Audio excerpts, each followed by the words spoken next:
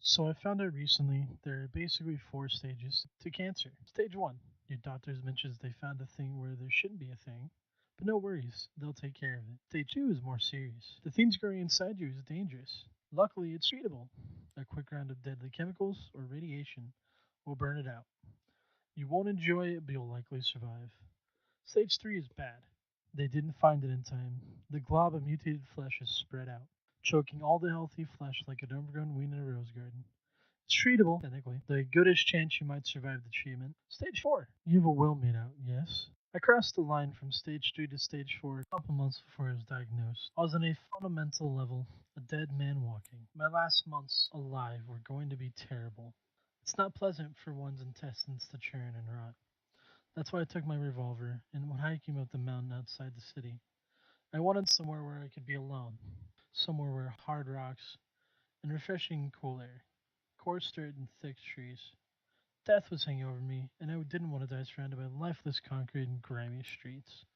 I found a spot maybe a quarter mile downslope of the ice on the slope. Nobody around for miles. I sat there on my blanket, held my gun, stared at nature. I thought deep thoughts. I knew I could pull the trigger, but didn't feel like it just then. The valley below me was so majestic I could cry.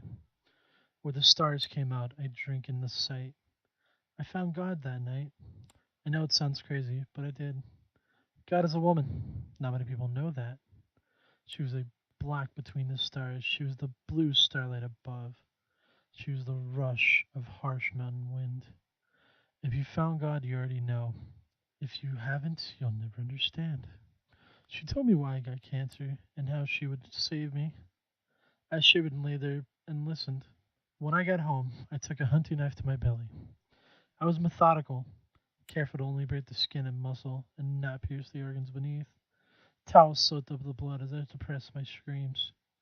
Something pinkish and slick, with long skinny blades and sharp like claws, pried itself out of my belly.